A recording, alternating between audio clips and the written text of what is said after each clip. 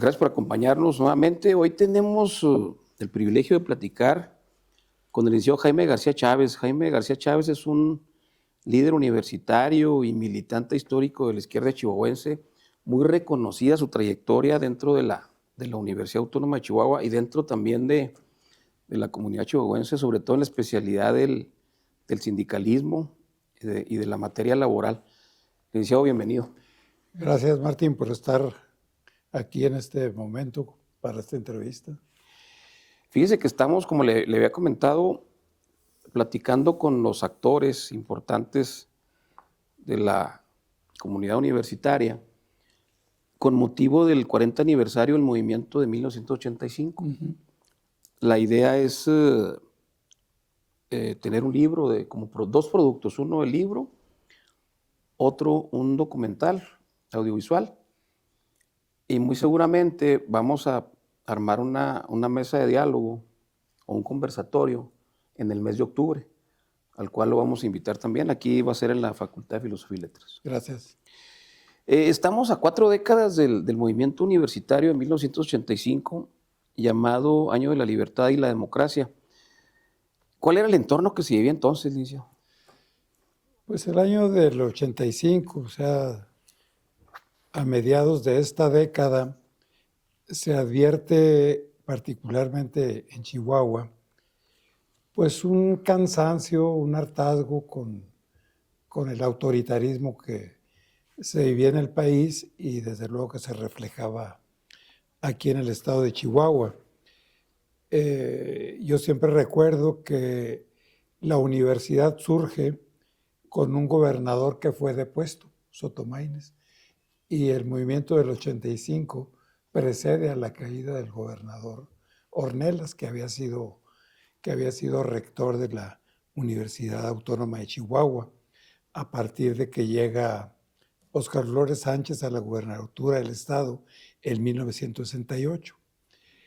El movimiento de 85, debo aclararlo así con cierta precisión, ya me encuentra a mí total y absolutamente fuera de la universidad, pero cercano al liderazgo de aquel entonces. Tuve oportunidad de tener estrecha relación, por ejemplo, con Melchor Torres o con María Elena Márquez, estoy confundiendo el primer apellido. María Elena y Melchor pues fueron líderes muy importantes en una escuela pues que no se distinguía por su currícula, por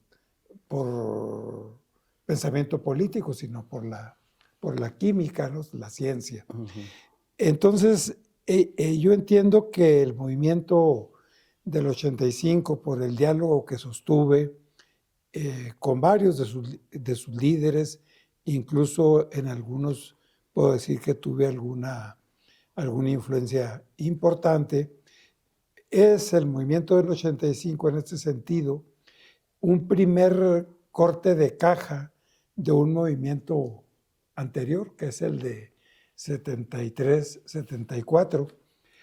El movimiento universitario de 73-74 fue un movimiento que hizo caer un telón profundamente autoritario para conducir la Universidad Autónoma de Chihuahua. Es cierto que en 1972, entonces era yo presidente de la Sociedad de Alumnos de Derecho, pues ganamos un movimiento democratizador. Fue la primera vez en que hubo paridad en el Consejo Universitario. Antes de esa reforma, que me tocó elaborarla a mí, presentarla por conducto del gobernador Flores al Congreso, esa reforma tenía la divisa de democratizar la vida universitaria. Mediante la obtención de la paridad, la democratización del mismo movimiento estudiantil, abandonando el esquema de las antiguas sociedades de alumnos, pero también exponiendo la necesidad de crear mecanismos para que gentes desprotegidas, vulnerables económicamente, pudieran tener acceso. En 72 ganamos el 100% de ese movimiento, fue un movimiento triunfante, pero hubo mucha lentitud en el cumplimiento. Y entonces se genera el movimiento de 73-74 y ahí se decide el autoritarismo definitivamente ponernos una traba definitiva y nos derrotan. ¿Cometimos errores? Sí, cometimos errores. Nos movimos demasiado hacia la izquierda. Los liberales como Saúl González Herrera, entre otros, pues no jugaron el rol que históricamente debieran haber jugado. Y entonces vienen los años de 74 con el rectorado de José R. Miller hasta el rectorado de las Casas.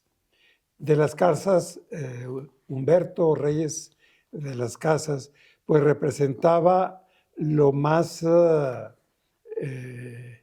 la derecha política que podíamos encontrar en Chihuahua.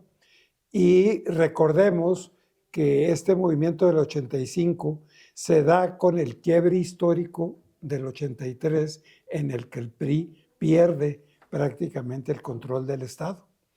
Y la explicación es muy sencilla. La universidad, como se dijo en aquel entonces, se había empanizado. La universidad previa, la universidad fundacional en la que yo estuve, era una universidad con más libertades, era una universidad más creativa desde el punto de vista político. Podría explayarme más en este punto, pero eso quedó atrás y se vino una etapa muy decadente que empezó con Miller, continuó con Horcasitas Barrio y luego con el intento de 3 periodos de Reyes Humberto de las Casas Duarte, que dicho sea de paso, pues llegó a su tercera candidatura a sabiendas de que iba a abrirle una fisura muy fuerte a Óscar Ornelas, que finalmente fue defenestrado por el gobierno de la República, orquestado este movimiento por Manuel Bartlett Díaz. Entonces, fue un movimiento democratizador en cierto sentido, pero que tampoco pues, se ató, vamos a decir, al precedente del movimiento en el que, al que me he referido de 73-74, sino que siguió otro curso. Llega Saúl González Herrera. Era PRI, ¿no? Básicamente. Sí, era una fisura en el PRI. O sea, no era como en la etapa nuestra, que era una confrontación desde la izquierda, ¿verdad? Y desde un sector liberal ilustrado que había en la universidad, centralmente en la escuela preparatoria y en la antigua escuela de Derecho, hoy Facultad de Derecho. Oiga, Licenciado, ¿y el 68, mítico, histórico en el país, influyó en algo en Chihuahua o chihuahuenses estuvieron participando en el 68? Las dos cosas. El movimiento del 68, en mi modo de ver, es un ciclo largo en Chihuahua. Es un ciclo largo. Cuando inicia el movimiento del 68, el movimiento estudiantil de Chihuahua estaba más que preparado para incorporarse mediante los mecanismos de las huelgas estudiantiles, del periodismo de izquierda, de los concursos de oratoria muy fogosos, de la organización del activismo, la recepción que tuvimos de los estudiantes de la Escuela Hermanos Escobar, que vino a refrescar a la izquierda en 1967. Yo recuerdo que antes de 68 tuvimos la visita, por ejemplo, de Cabeza de Vaca y algunos líderes que luego brillaron como líderes de estatura de estatura nacional. Y digo que el 68 fue un ciclo largo porque en mi interpretación el movimiento 68 en Chihuahua se prolonga hasta el 74.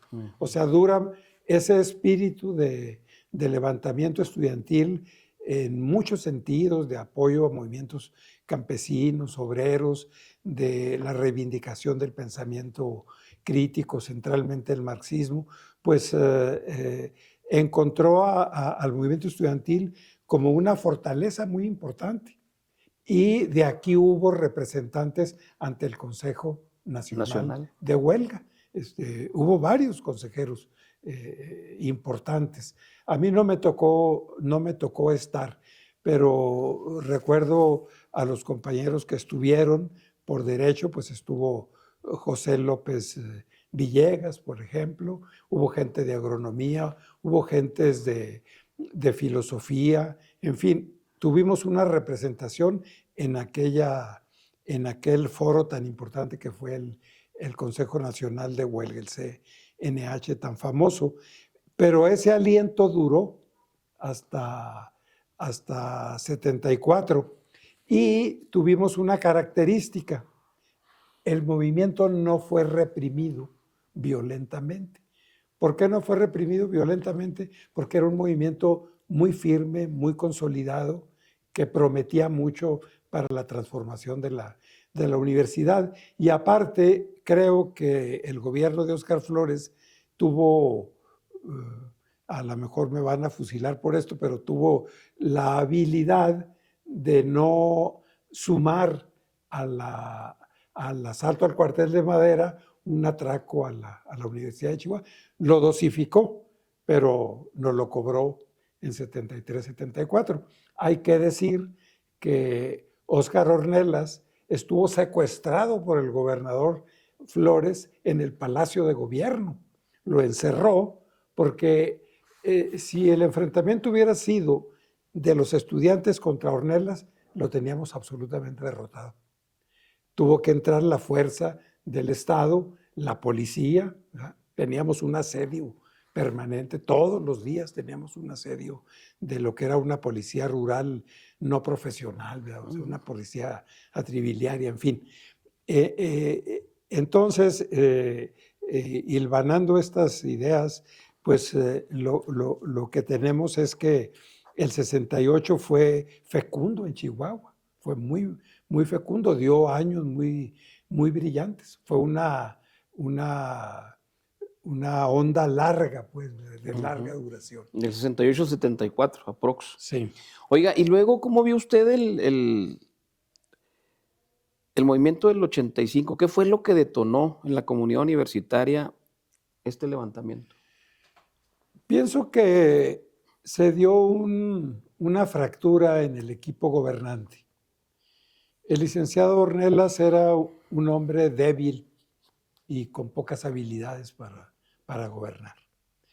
Yo creo que el licenciado Óscar Ornelas, que fue director de la Escuela de Derecho, que fue rector, luego que fue alcalde de Chihuahua y luego gobernador, yo creo que, y también senador, yo soy de la idea de que nunca pensó que pudiera llegar a ser gobernador, porque incluso los que lo conocimos y lo tratamos, fue el maestro de teoría del Estado.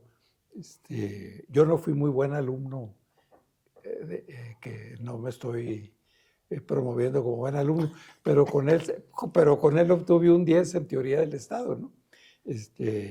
Tuve contratiempos académicos, porque no me gustó la carrera de Derecho, me gustaba que era el centro de la política estudiantil. Pero Óscar Ornelas era un gobierno débil. ¿Para qué? Pues débil, y es hasta cierto punto un elogio, débil para la truculencia. El 83 que pierde el PRI, pues obviamente que la indicación central es: espérate y arreglamos la elección y gana el PRI. Reconoce que el Partido Acción Nacional lo abrumó, y es la primera derrota histórica del PRI en toda su historia, ¿eh? ese es un hecho muy importante. Entonces se da un fenómeno de que Chihuahua es administrado desde la Secretaría de Gobernación. Y la Secretaría de Gobernación, con Bartlett, con Fernando Elías Calles, nombran a Saúl González Herrera, que es capaz, al viejo estilo, de llevar adelante la elección de gobernador del 86 y defraudar a la sociedad chihuahuense. El verano caliente. El verano caliente, poniendo de gobernador a Fernando Baeza Meléndez, a mi juicio, que no ganó la elección. Pero entonces los días de Ornelas estaban contados. González Herrera se le fisura, él era el secretario, era el director de finanzas, ahora se le llama secretario de Hacienda, pero era el director de finanzas. Entonces, en todo este temblor que se asocia con el temblor del sismo de México, pues llega Saúl González Herrera, orquesta la decisión, pero entonces hay una ruptura acá, porque la ambición desmesurada de Reyes Humberto de las Casas de tener un tercer mandato, pues que genera una inconformidad en la propia universidad, con las propias gentes de él y con una izquierda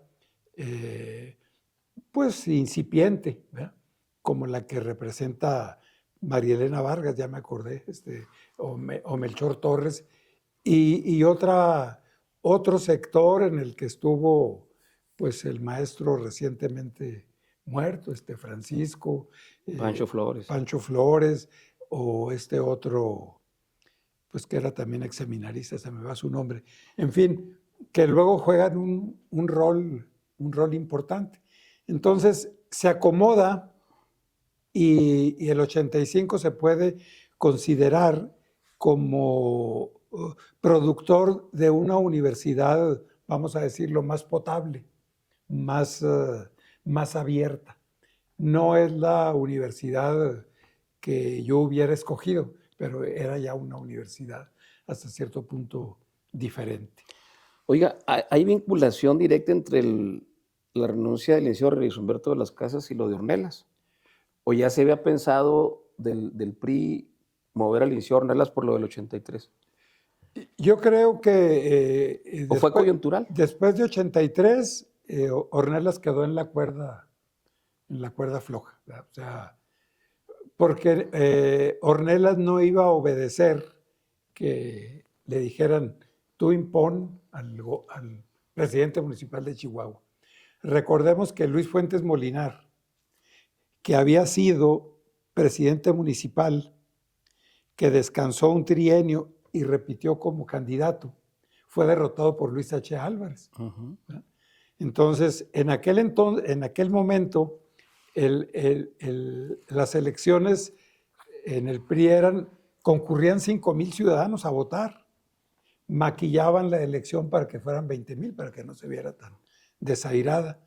Pero en esta ocasión de la elección de 83, votaron 45,000 gentes por el PAN. Entonces, ¿cómo resolvías eso?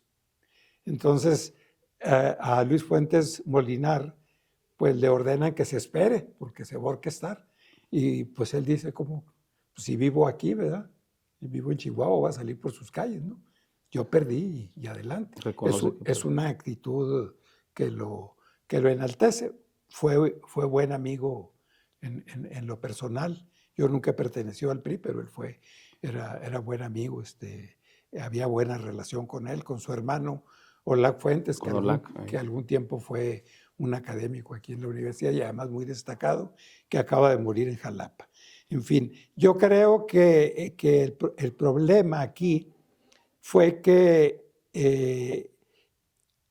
cuando la Universidad Autónoma de Chihuahua dejó de jugar su rol, creando un sector de académicos y estudiantes que pensaban diferente, demócratas o izquierda, y que le hacían contrapeso al Partido Acción Nacional, al mismo PRI desde luego, pues lo que se llamó el proceso de empanizamiento, pues no había quien dijera nada, ¿verdad?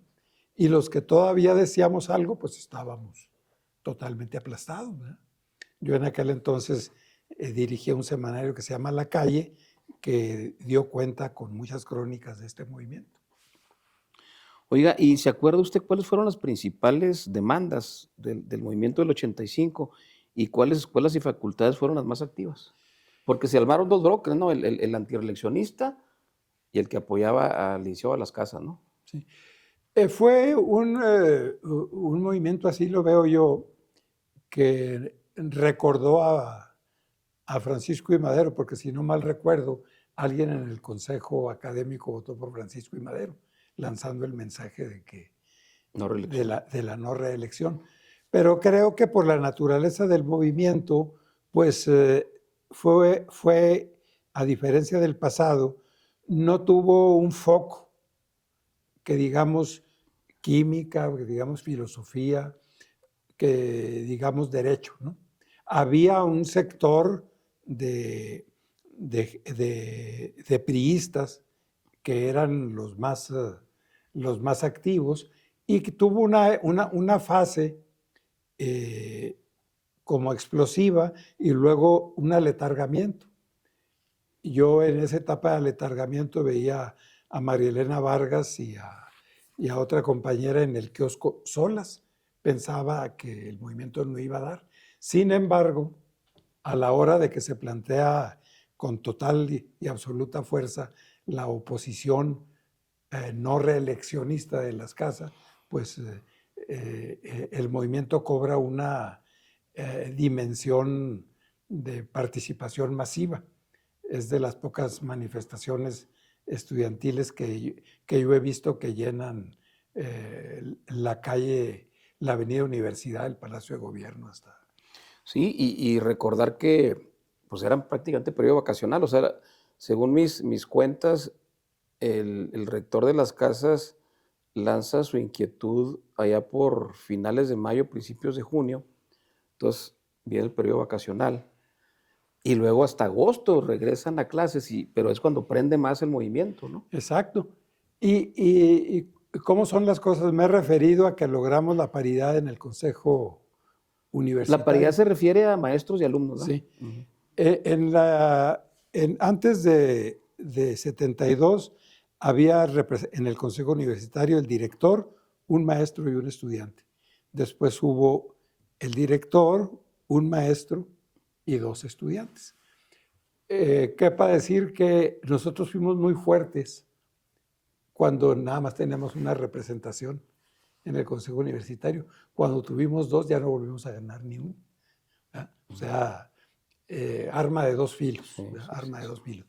Pero el movimiento fue pues de rechazo a un mecanismo de imposición, de corrupción, de arrogancia, que incluso pues generó las condiciones para demostrar que Ornelas no podía con la gobernabilidad en el estado de Chihuahua. Entonces se van los dos. Y en el caso de Reyes Humberto de las Casas, pues de manera denigrante, porque hasta fue fusilado en la Junta de Conciliación y Arbitraje con monedas, ¿no? O sea, en la rectoría por los suelos, ¿verdad? Y llega Saúl González Herrera y promueve a Rodolfo Torres Medina. Hace una apuesta por un relevo con una gente con la imagen que tenía Rodolfo en ese tiempo, pero finalmente del PRI, ¿verdad? O sea, era la proyección de una persona pues que ocupó la rectoría, tuvo dos personas claves ahí, que son Melchor Torres en planeación y Salomón Beyer, que estaba en el área pues, de la contabilidad y la auditoría. Yo digo que esas dos piezas no las utilizó Torres Medina para dar el cambio que se requería. Estuve en el Archivo General de la Nación buscando información a través de la Dirección Federal de Seguridad, y sí había. ¿Qué tipo de represalias se vivieron en aquellos años a los docentes, a los estudiantes, cuando usted fue también estudiante? Y si hubo algún acoso por parte de la autoridad federal o usted hablaba ahorita de la policía rural, que era nefasta, pero de la Dirección Federal de Seguridad, que también fue nefasta, pero más contemporánea, ¿no? Bueno, O espiados, eran sí, espiados. sí. En mi caso y de otros compañeros de derecho, alrededor de 100, pues fueron la diáspora, fueron expulsados. La mayoría fueron enviados a la Universidad de Coahuila a que terminaran sus... Los expulsaron. Sí, los expulsaron y además los denigraron llevándolos en un camión de segunda para que se viera que una noche aquí frente a este edificio, ¿no? En mi caso particular, yo egresé de la Escuela de Derecho y traté de presentar mi tesis para recibirme, con la idea de que aquí en Chihuahua hay una historia importante que contar. El maestro Fuentes Mares, que fue también rector en la etapa no autónoma, tiene un libro sobre la teoría kantiana del Estado. José Luis Orozco tiene una tesis brillante sobre la teoría hegeliana del Estado moderno. Entonces, con ese vuelo y con la amistad que tuve yo con José Luis Orozco, que egresó de la escuela, uno de los grandes politólogos que ha salido de esta universidad de nivel mundial, ¿verdad? Yo tuve amistad con él, lo acompañé pues como su discípulo, ¿verdad? A la hora de que él redactaba su tesis. De ahí surgió mi inquietud de hacer mi tesis sobre la teoría marxista del Estado moderno. Se atraviesa el movimiento, se sedimenta la derrota, yo vengo, le digo a Reyes de las Casas que vengo a tramitar mi titulación. Me dijo, mientras esté yo aquí en esta escuela o en esta universidad, tú no saldrás de esta facultad. Tienes desconocidos tus estudios de bachillerato y la carrera. Y así sucedió. Esos estudios se desconocieron. Yo tuve que titularme por hospitalidad académica en la Universidad Autónoma de Ciudad Juárez. O sea, yo salí de aquí, pero me recibí allá. Y allá por un acuerdo del Consejo Universitario, porque el rector Enrique Villarreal pues había sido mi condiscípulo y sabía que yo había terminado la carrera. Entonces, había represión. Ahora, de la Dirección Federal de Seguridad, pues yo te puedo decir, yo tengo acceso al fichero mío, lo he visto, ¿verdad? La ficha número 1, la que empieza con mi archivo, que está bastante gordito, dice que soy hijo de un periodista de Camargo que tiene un periódico que se llama Ecos de la Semana. Ese es el primer dato así sospechoso, ¿verdad? O sea, como dice, este es hijo de periodista y es la primera ficha, ¿verdad? Sufríamos una vigilancia, había un sistema policíaco, por un lado Gobernación, la Secretaría de Gobernación, por otro lado la Dirección Federal de Seguridad. Y mantenían en el día a día la información de todo lo que hacíamos. Éramos vigilados, desde luego. Vigilados a tal grado de que se daban escenas así tipo Woody Allen, ¿no? Que había ocasiones que el de la Policía Federal de Seguridad, de la Dirección Federal de Seguridad, iba y nos preguntaba, oye, me quiero ir al Paso, no van a hacer nada este fin de semana. No, vete tranquilo, ¿no? O sea, ya era así tan... Pero era una observación permanente. A mí me tocó estar en el movimiento del 73 en la Secretaría de Gobernación, perdón, en la Secretaría de Educación, donde se pactó una solución para darle salida pues, al conflicto de 73, y estaba frente a un aparato así como un teletipo, vamos a decir. Eran otras tecnologías, ¿no? Pero estaba viendo yo lo que sucedía en la universidad en ese momento.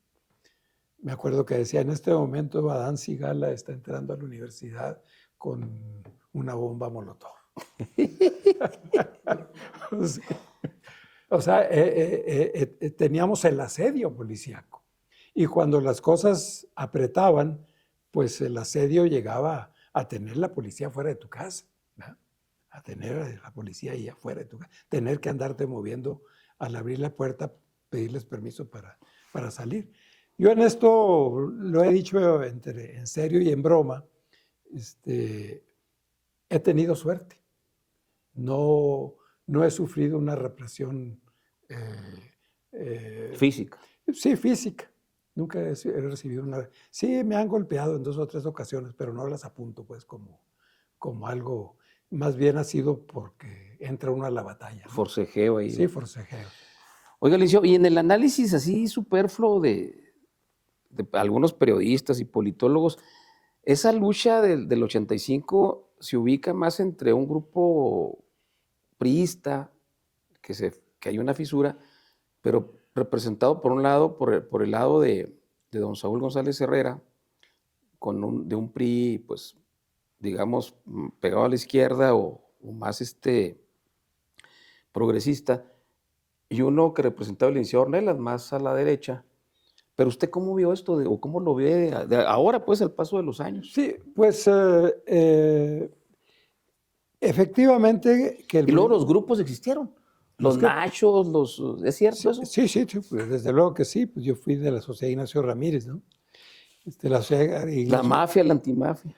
Pues cuando yo entré a la escuela de Derecho había 2 grupos, que eran la mafia y la antimafia. La mafia era encabezada por Saúl González Herrera, ¿no? Y se regodeaban, les parecía gracioso decirse la mafia, ¿no? Y aparte no tenía todavía no sé, Acuñaba lo negativo de la... todavía no llegaba el padrino para... El padrino. Pero ellos se llamaban la mafia, que era un grupo, vamos a decir, liberal dentro del PRI, de tradición reformista. Recordemos que la Universidad Autónoma de Chihuahua, dentro de los pocos doctorados que ha otorgado, pues uno se lo dio a Martín Luis Guzmán, que vino aquí al Paraninfo, dio una conferencia sobre la vigencia, lo que vive de las leyes de reforma. Estuvo Lombardo Toledano también. Recordemos, por ejemplo, Saúl pues, bautizó una calle importante con el nombre de Vicente Lombardo Toledano. Bueno, ellos fueron una ala liberal. Los otros eran la derecha política. Ambos aspiraban a estar en el poder cobijados por el Partido Revolucionario Institucional. O sea, eran pugnas adentro de... ¿verdad? A nosotros, como Sociedad Ignacio Ramírez, pues nos empezaron a ver como una promesa malograda, porque pues llegó el veneno del marxismo, del socialismo, de la Revolución Cubana, de Salvador Allende, y empezamos a hacer una síntesis diferente y a tener una gran fortaleza, no nada más en la universidad, sino también hacia afuera, ¿no? Y hubo la guerrilla, ¿verdad? Desde luego, ¿verdad? Yo recuerdo pues el día Avelina Gallegos, que es una mártir, pues como nos sentaban por letras, pues Avelina, aparte de que era mi amiga, ¿no? Pues García Gallegos, ¿verdad? Pues un lunes yo llego a mi clase y ya no está. El lugar vacío. El lugar vacío, ¿verdad? Esa guerrilla pues cuenta con la presencia de estudiantes, jóvenes estudiantes de 20, 22 años, ¿verdad? O menos, ¿verdad?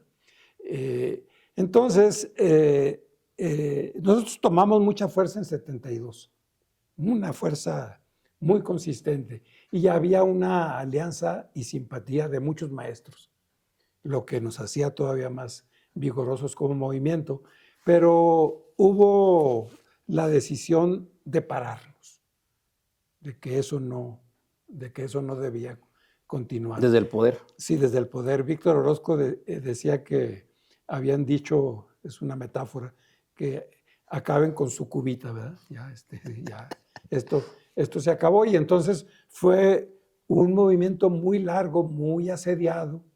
Desde luego, pues la derecha estudiantil, que no estaba acuerpada, pues creó su falange, ¿verdad? Creó su grupo porril muy fuerte, ¿verdad? Que nos golpeaban a nuestra gente, ¿verdad? Empezó la violencia muy fuerte en las calles, aquí en el propio campus universitario, y pues empezaron a ganarnos terreno. Yo he recurrido a este concepto. Cuando los socialistas y los liberales se pelean, ambos pierden, ¿verdad? Ambos pierden. Entonces, los dos deben jugar su rol. Si nosotros nos ubicamos muy a la izquierda en el 73-74, pues era para que nivelara un grupo liberal en contra de lo que era la mafia, digo, la antimafia. La antimafia. ¿Sí? Pero ellos se plegaron a la antimafia. Y los primeros que salimos fuimos nosotros y luego le siguieron ellos. O sea, barrieron, ellos, los de la derecha, sí barrieron parejo, todos para afuera, ¿verdad? Y entonces hubo una ruptura de cerca de 14, 13 años para llegar al 85, donde eso se empezó a fermentar y a podrir. Y tuvo que darse esa insurgencia de los que en aquel momento le jugaban a cierta liberalidad. Y pues no desconozcamos algo. Saúl González Herrera, si algo, yo me llegué a pelear fuerte con él, ahí en su despacho, en su oficina.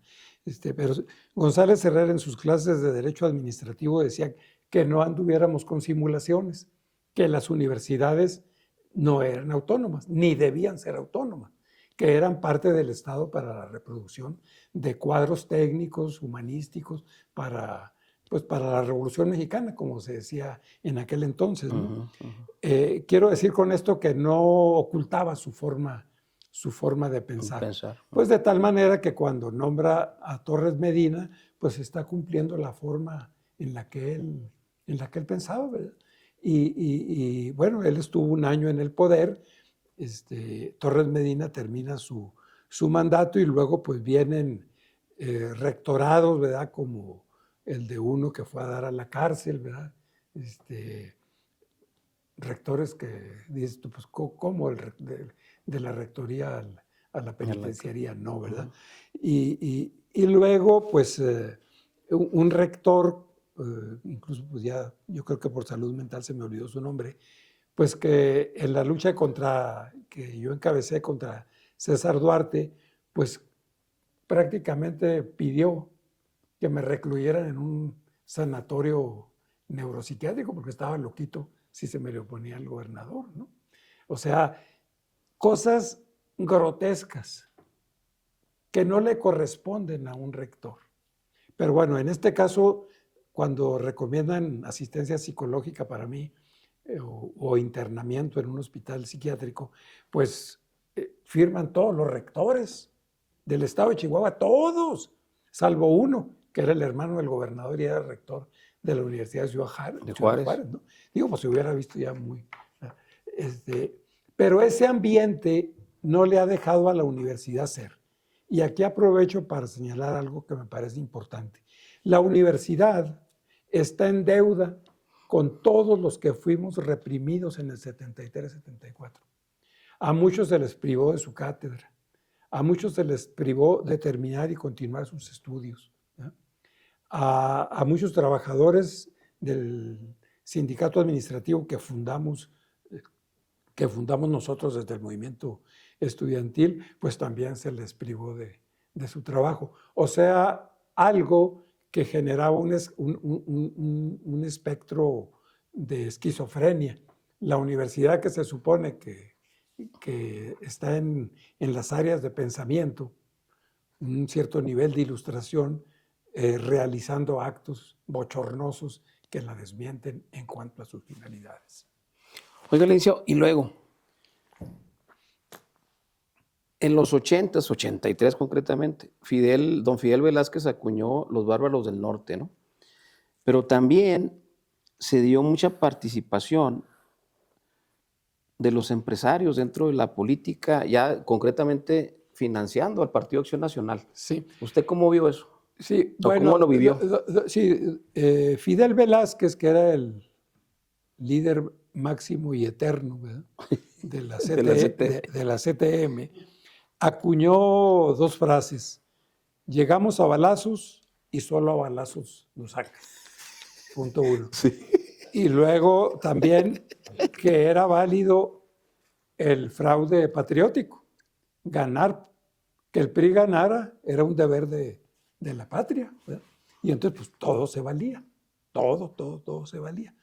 Y Chihuahua ha sido almacén de grandes fraudes electorales. Incluso uno de los motivos que es precedente de la gran influencia que tuvo el maderismo aquí en Chihuahua es los fraudes electorales, como uno que hubo en Bachinio, donde se contaban los votos y aquí gané yo, sí ganaste tú, pero este va a ser el presidente municipal de este pueblo. Así fueran 50 familias las que vivieran en ese pueblo, sin importancia, por decirlo, con la gran importancia del levantamiento cívico, ¿no? Ahora, evidentemente que aquí tenemos un ingrediente muy importante. López Portillo, dentro de todas las locuras que lo caracterizaron, nacionalizó la banca. Y al nacionalizar la banca, pues nacionaliza un banco que tenía su asiento aquí en Chihuahua. Y se decía mucho que Ballín había dicho, ya me quitaron mi banco, pues ahora yo les quito el estado de Chihuahua. Esto es leyenda urbana, pero lo que sí está claro es que hubo una reacción a una decisión tan desmesurada, tan precipitada de nacionalizar la banca, ¿verdad?, como precipitada es ahora la reforma judicial, ¿verdad? Así como que el presidente las trae todas acá en la cabeza y puede hacer y deshacer, y las cosas no se hacen, no se hacen así, y entonces, pues hubo un levantamiento de sectores empresariales, de personajes jóvenes que habían egresado de la universidad, que aquí habían dado una batalla desde la derecha, pero que también habían alentado la renovación de la universidad. Entonces, ellos encuentran un canal de expresión en el Partido Acción Nacional. Y es lo que se llamó el neopanismo, porque el PAN se convirtió como en un aparato cooptable por la gente de dinero, y entonces los empresarios pasaron a jugar un papel protagónico. En la izquierda, ese papel protagónico, aunque era más que todo teórico, era el proletariado, los obreros, ¿verdad? Ahora era el empresario, el emprendedor, el que sacrifica su dinero para generar, y quiero hacer política. Y entonces tuvimos un ramillete muy grande de alcaldes, particularmente, pues acaudalados, gente de dinero. Puedo decir Villarreal en Juárez, puedo decir Luis H. Álvarez aquí, ¿verdad? Luis H. Álvarez es un líder histórico del Partido Acción Nacional y paisano mío, ¿verdad?, de Camargo. En fin, ¿verdad? Yo creo que todo ese fermento en el que está la universidad en parte, pero la sociedad también reclamando espacios democráticos, se sintetiza en este movimiento. Lamentablemente, el movimiento del 85 es una pugna interna en el grupo gobernante. No había la autonomía que pudo haber tenido un movimiento estudiantil insurgente. Estamos llegando ya al final de la entrevista. ¿Qué aportaciones importantes dejó este movimiento a la comunidad chihuahuense, a México, a la universidad? Yo creo que el movimiento de 85 deja una lección importante. ¿Cuál es esta lección? Que no se acepta que una persona se arrogue el derecho de perpetuarse en la conducción de la universidad y particularmente apoderarse de la rectoría y su aparato central. Yo creo que esa es la lección, que debe haber ciclos, que debe probablemente permitir una sucesión, una reelección sucesiva, pero no más, ¿verdad? Pero aparte, Reyes Humberto de las Casas, pues no le ofrecía ningún liderazgo a la Universidad de Chihuahua. Lo movía más que todo el rencor. Así como a mí me dijo, de esta escuela de Derecho jamás saldrás mientras esté yo aquí, pues así le ha de haber dicho a medio mundo, ¿verdad? Y entonces quiso hacer de la universidad su feudo, su cortijo, y yo creo que el movimiento del 85 tuvo el gran mérito de ponerle un hasta aquí a esa decisión. Creo que el movimiento del 85 no se le permitió liberar la gran capacidad de iniciativas que pudo generar, ¿verdad? Y eso es lamentable porque pues hubo altibajos. Ya señalamos, por ejemplo, pues el hecho de que haya habido rectores que de la rectoría pasen a la penitenciaría a ocupar su lugar. El mismo Torres Medina estuvo en la cárcel. 2 rectores en la cárcel. Entonces, pues eso no habla bien de la universidad.